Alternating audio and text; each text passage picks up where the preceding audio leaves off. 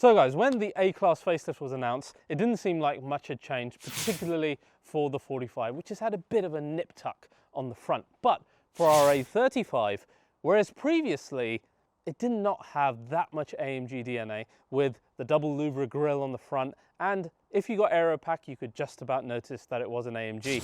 Now, our facelift is instantly recognizable as an AMG. And it's not just the grille. So what I thought we'd do, let's go through first the changes that they've done on the design, on the exterior. I'll also take you over the small but important improvements to the A35's performance. We'll check out some big changes in the interior and then finally drive the car. So let's check out the facelift to the A35 hatchback.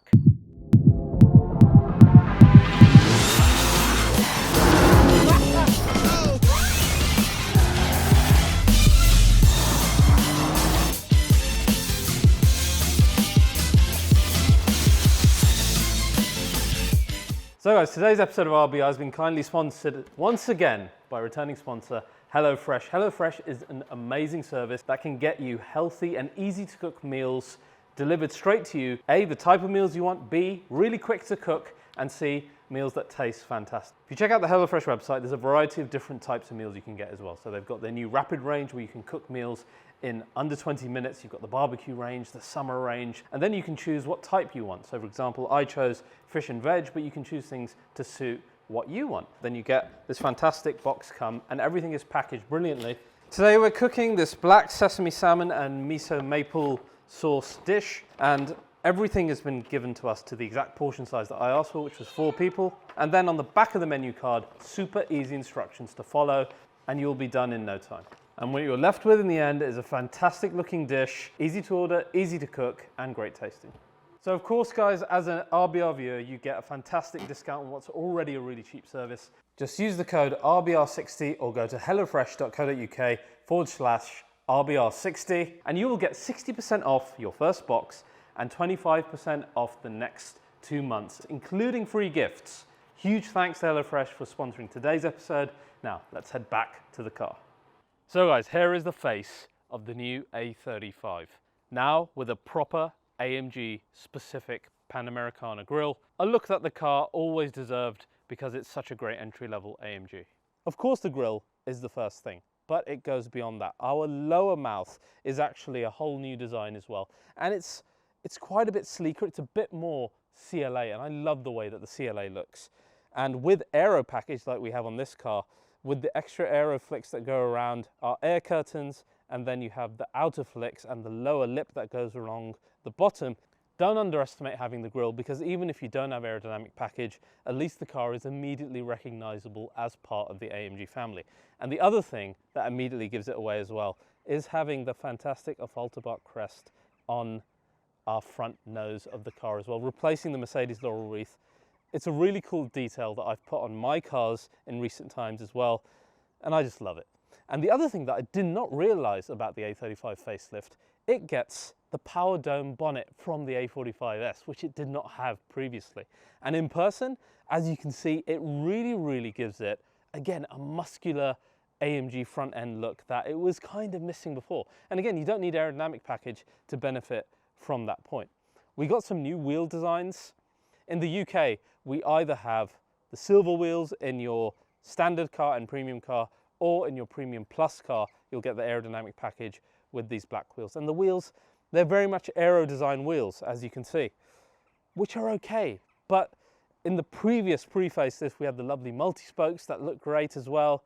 And these are really the only option you get. I'm a little bit torn. I wish we had more.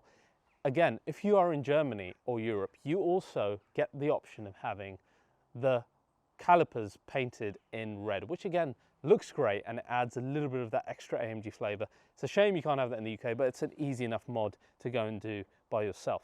Of course, you've got aerodynamic package on the rear where we've got flicks on our rear vents. You've got the same wing on the back as well, but it looks good. And of course, the other big change are the new lights that we have both on the front and the rear. The front lights are actually really quite nice. You've got these 2 little dots on the front, just underneath our larger eyebrow. They're darkened. They look really good, particularly in this digital white car. The rear lights, though, I'm not sure, because they kind of remind me of the basic lights that were on the pre-facelift. I kind of think that the ones on the previous one were a little bit better.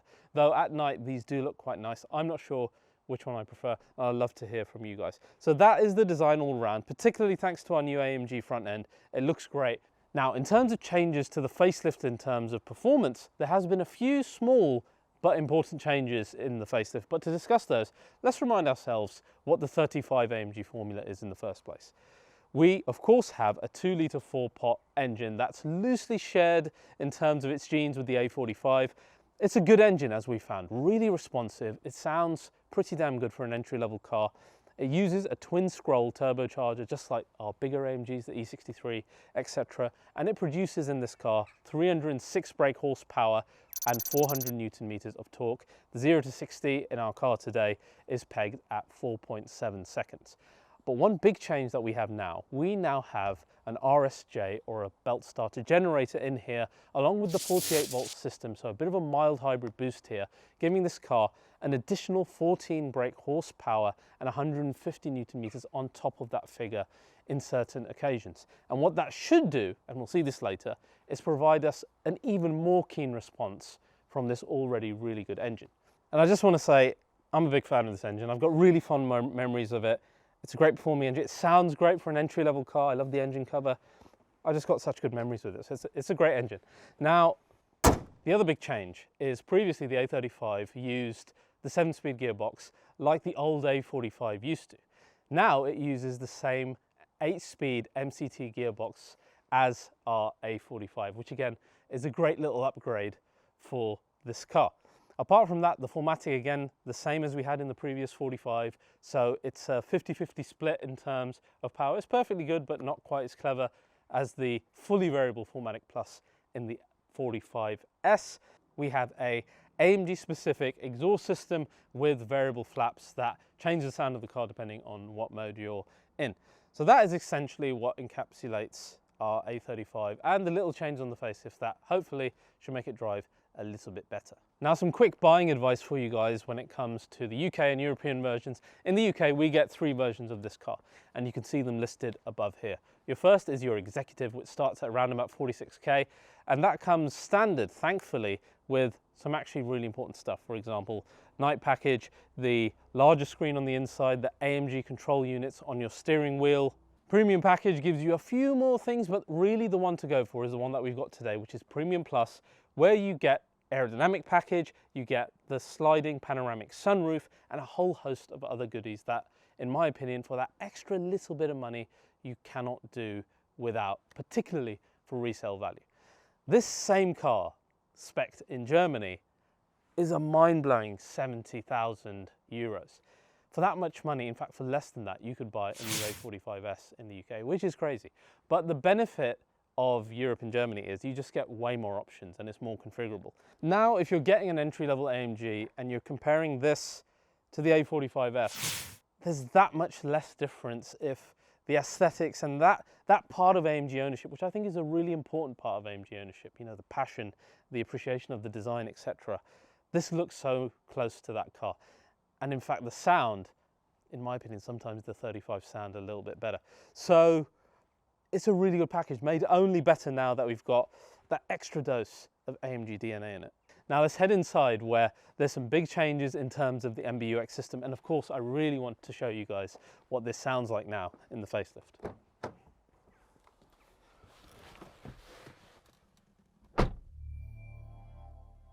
So here we are, guys, in the new A35.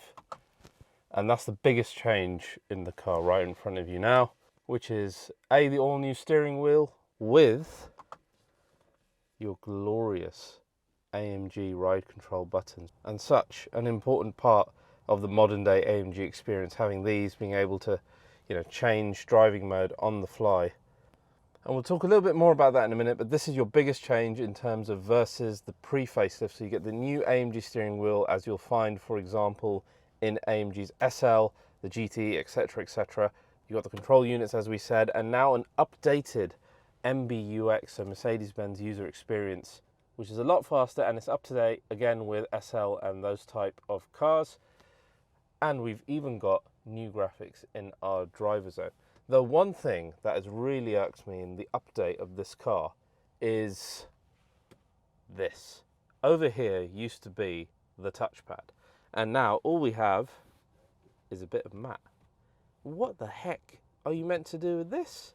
Why not maintain the touchpad, which was so good, and you could not have to lean over, get out your seat and start pressing things on the screen here, or rely on these silly, you know, steering wheel buttons, which are actually really annoying when it comes to controlling the second screen here, because when you're driving, you don't want to be messing around with that. You just prefer to have what was here, and I'd be okay with it if this space was now being used in a sensible way, but what the heck is this all about? It's the most useless center console in the world. All we've got is this silly rubber padding that doesn't even fit a smaller iPhone. I would not recommend putting a cup on there and traveling. What are you going to use this for? Put a bit of Lego on there? I don't know. And then you've got the dynamic button, which is there. UK doesn't get fingerprint sensor to log into MBUX, which is a bit of a shame, but that would normally go there. That's why you've got a blank button and your parking button. All of this, just a complete waste of space in my opinion. That is the one downside to otherwise what is really good updates to the A-Class interior, which is such a shame because, you know, I like the rest of it. So let's talk about the rest of it. And we'll start by talking about MBUX. And in the A35 specifically, we get a bunch of new screens. First of all, in our driver zone, this is the best one, which is our Supersport display, as again, you would find in the new SL. Supersport is a simply awesome looking display. If we pop the car on for a second, what I love about it is the detail that AMG have gone into it.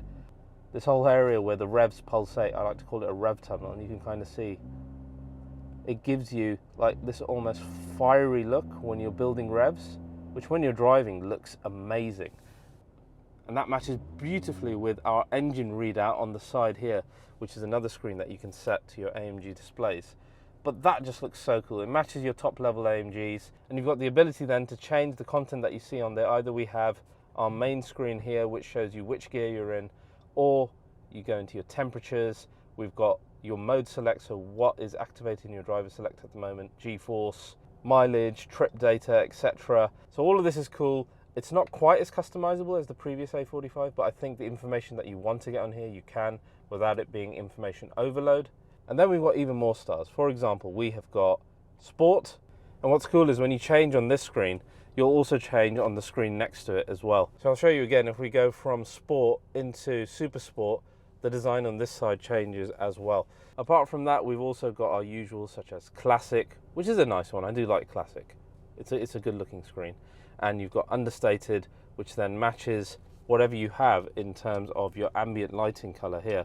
So you can go to different colors and it'll change what you see in the understated screen. Before an AMG, we like to stick with Supersport because it's the coolest one. So we get all the new screens, which is great. Then the AMG control units, as I mentioned, these are fantastic because when you want to train driving mode, instead of pressing buttons here like you have with BMW M or diving into a system like you'd have to do with Audi, with the AMG cars, you can do it on the fly using these buttons. So as you know, you can change mode just by clicking the wheel here, which is really satisfying and it's done beautifully with these LCD screens. The other settings of your drive with the secondary screen here. So for example, going into manual mode, choosing the engine screen on the screen here is also a shortcut you can set, and other things such as engine start stop, AMG dynamics can be changed on the fly, ESP, and your suspension setting from Comfort Sport to Sport Plus as well. And you can actually configure both of these screens to your liking. So when you change a setting here or you press the dynamic button, the dynamic select screen will turn up here. And what you can do in the dynamic select screen is either change your driving mode, or if you press this button here, you can edit everything within your driving mode section, even the order upon which these modes appear on our dial over here. So for example, if I wanted to have Sport Plus just after Comfort, because that's the main one I use, I could simply do that. When I change it, you can see we've gone straight into Sport Plus instead of having to scroll through Sport. So that's cool. You can even make the driving side to your liking.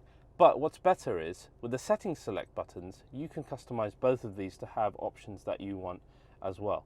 Once again, you press the little edit button in the corner, and then you can remove these and add ones that you like. And for example, you can see even using the cameras, so front and rear view, 3D view, which I'll show you in a minute, which is awesome, consumption, AMG dynamic select. there's a lot that you can do to make these work for you and your personality. So I like that. That's all really cool. And again, that matches your top level of AMGs. The great thing is I found MBUX to be a lot more responsive now in this facelift. Of course, you've got CarPlay, etc. returning as well, which is fine. But in terms of the MBUX itself, it's just a lot quicker to react. You haven't got the lag that you sometimes faced with the previous version of the A-Class. So it's all been updated and it's just a smoother experience to live with. So I appreciate that, and owners will appreciate the changes here as well. I do think that the home screen though looks a little bit plain. I think the textures that we had previously in the last one were a bit better. Maybe I'm just nitpicking a little bit here.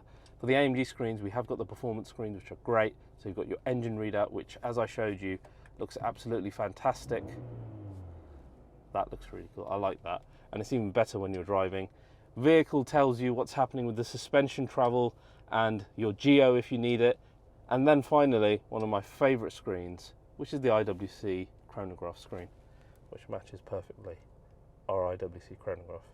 Can't have an AMG and not have one of these. It just matches so well. And that's just cool because this actually works. You can tap the button here and it starts to count. How cool is that? It's awesome. I love it. What I did find a little bit odd though, when you go into the settings screen, it is showing you an A45 S, which is annoying because you don't have an A45 S, you have an A35. It's a very clever way to upsell you into another car, isn't it? But yes, anyway. Now, one thing I can't stress enough for UK buyers, and I'll keep saying it in this video, is you need to get the Premium Plus car, because with the Premium Plus car, you get a bunch of options that you simply cannot live without. For example, the absolutely awesome 360-degree camera in these horrible tight car parks that you often find yourself in, and just the different views you can get to on the camera was so great. And this is the type of thing that's going to save you money, save your wheels, save your heartache, you know, save you from emotional damage.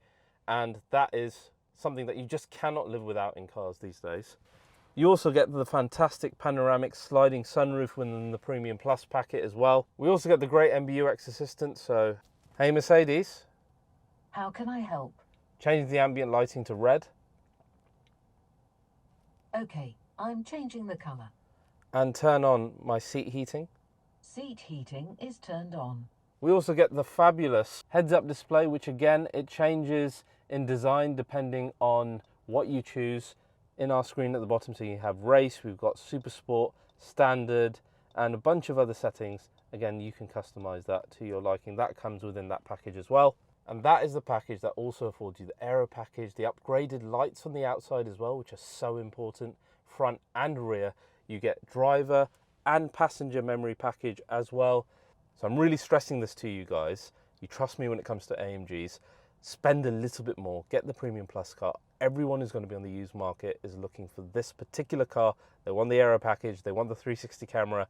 Trust me, you'll spend a little bit more at the start, but it will pay dividends in the future because it's going to be very evident which car has the Premium Plus package and which car doesn't. One real shame is that you don't get track pace within here, which is a shame. You also don't get the ability to control your exhaust flaps from here. This is something that I think you might be able to code in after you buy the car, and I think mods are going to be a key thing with this particular vehicle. And I have one partner who I work with on Mercedes mods, who's RJ Automotive. Speak to RJ. There's a code RBR to get a bit of a discount on the work that he does as well. But he can add things, for example, like the exhaust flaps, race mode, AMG track pace within there as well. Just a few little things. That's all reversible, but just adds, you know, a bit of extra oomph to your AMG spec, which is great. Now guys, I want to show you what the A35 sounds like, because I was really surprised. They've certainly in idle, when you're standing still, they've really improved the way that this car sounds. So I'm going to show you that now. Let's turn the car on, put it in Sport Plus, and see what it sounds like.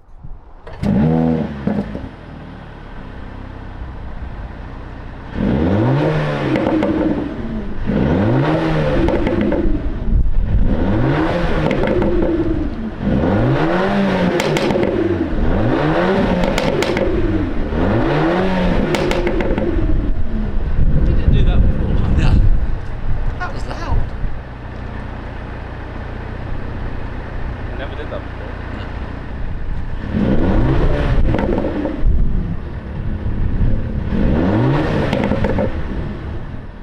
very surprising for me. I'm glad it sounds that good.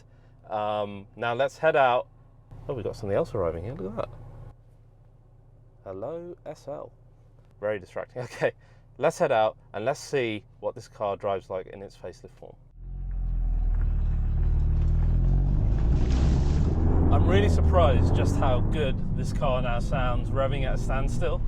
If anything, like we said, it kind of sounds better than even that 4-cylinder C63. What is going on in AMG at the moment that your entry level can sound better than that?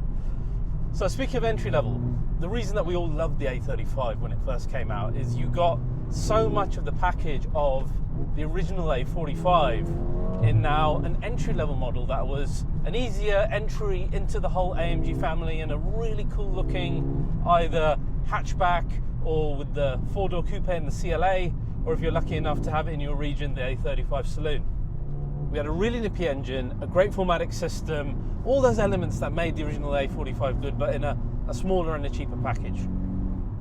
I personally loved it. My personal favourite was the CLA 35 that I'm hoping to get my hands on. And now we've got the facelift. More AMG DNA on the outside, more AMG DNA on the inside with these great control units. As you can see, I've switched straight into Sport Plus. We're not going to mess around today. And the first thing that we're going to try is what is the launch control coming out at. We need to test it. So we've got our Racebox Pro here. So now let's see what the A35 does on the launch. It's really important for a hot hatch, I think. Remember, the official figures are quoting around about 4.7 to 4.6 seconds. Let's see what we get.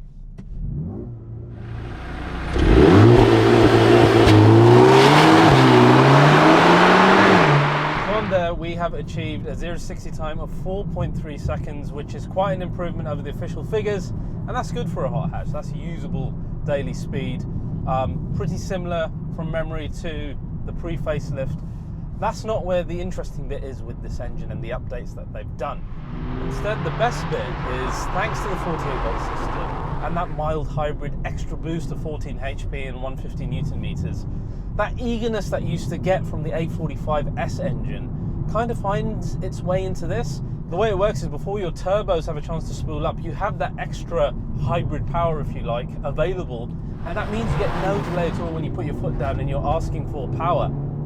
It's a small thing for sure, but it's the difference between an engine feeling responsive and feeling very responsive. And it's a really nice feeling daily because you just don't get any delay at all when you ask for power.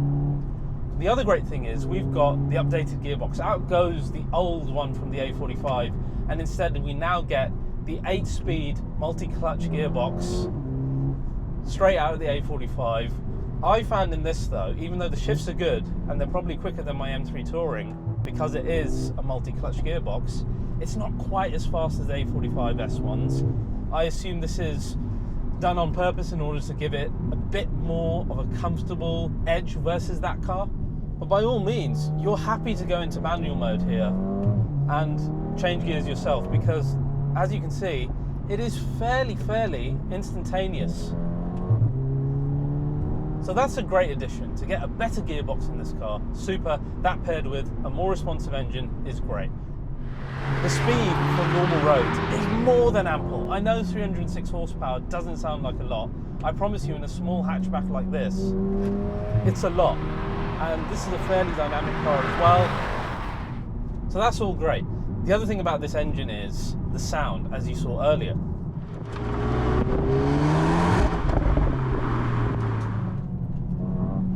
I can kind of coax some really nice bangs out of it. It's right at the top of the rev limiter though.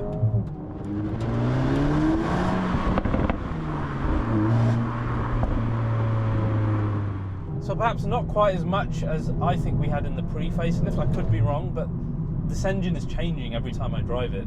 The more it's getting used, I'm getting more sounds coming out of it. The revs are fine, you know, very similar to A45 and the previous A35.